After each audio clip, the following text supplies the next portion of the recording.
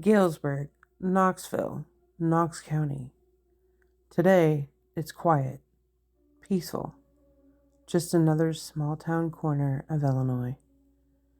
Built in 1873, thousands of people gathered just outside a jail, waiting, watching, whispering for a man to die.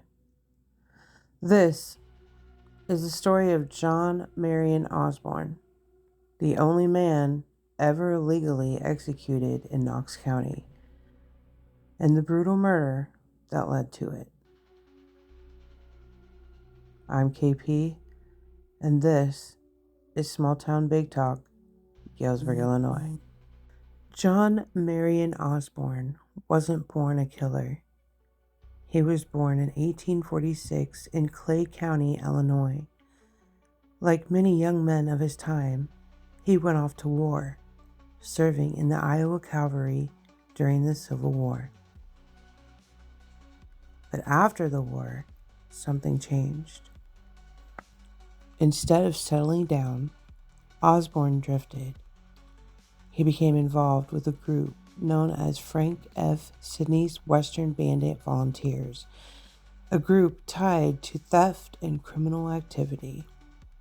Eventually, he was caught, convicted of larceny, and sent to prison in Fort Madison, Iowa. He served about 2 years and then was released early for good behavior. Now, here's the thing. That's the moment where his life could have gone either way. Start fresh or fall deeper. And unfortunately, he didn't choose the clean path. After his release, Osborne came back to this area, living in Galesburg for a while, then eventually moving to Yates City around 1871. There, he found work on a farm owned by a man named John M. Matthews. A normal job, a normal life. And inside that home lived a woman named Adelia M. Matthews, a woman who had no idea her life was about to become one of the darkest chapters in Knox County history. August 5th, 1872.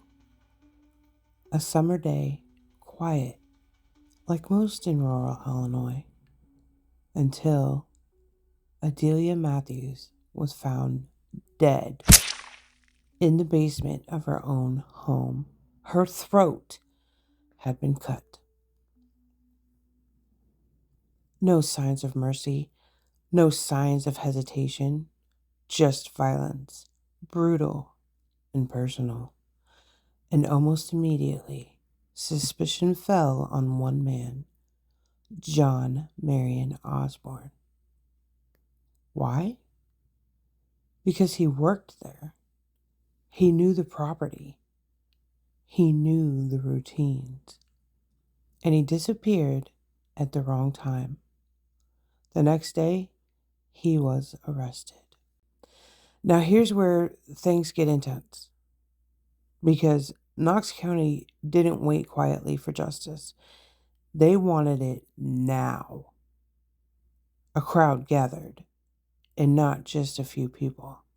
We're talking a growing mob, angry, loud, demanding blood. People shouted, "Hang him!" over and over again. Think about that. No trial yet. No verdict. Just rage.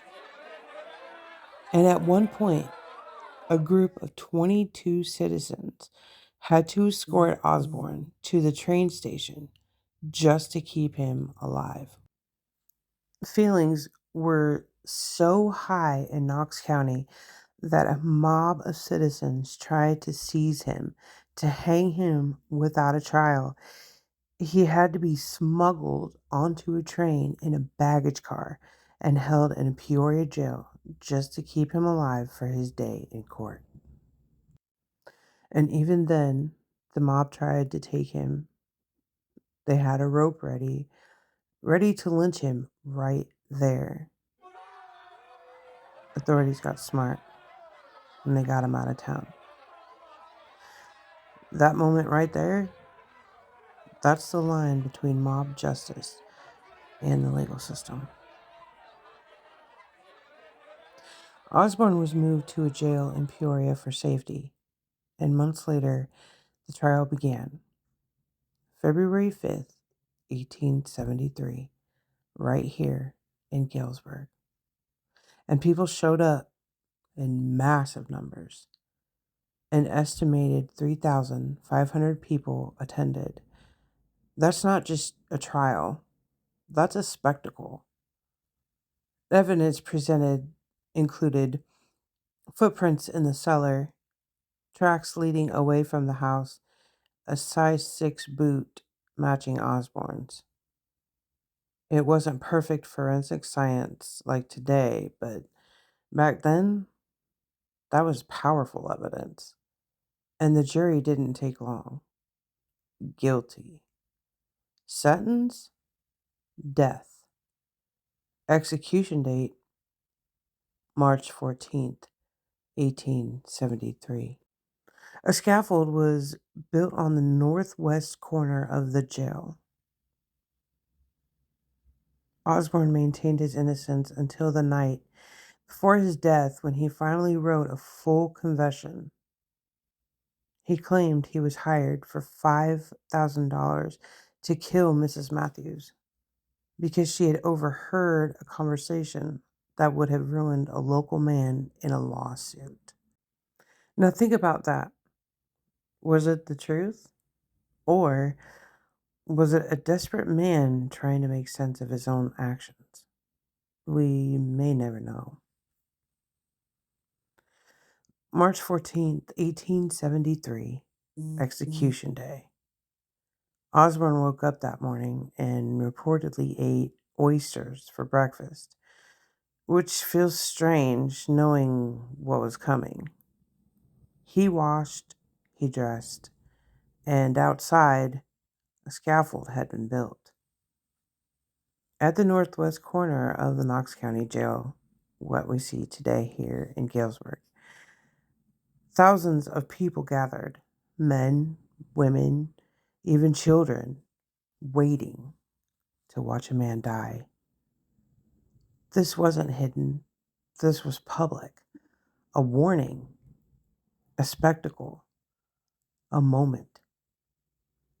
He was brought out, placed on the scaffold, the rope around his neck. Final moments, final breath. Then the drop. It took about 8 minutes for him to be pronounced dead, and his body hung there for another 35 minutes, just dangling in front of everyone. After the execution, his body was placed in a coffin, and here's something that feels almost unreal today.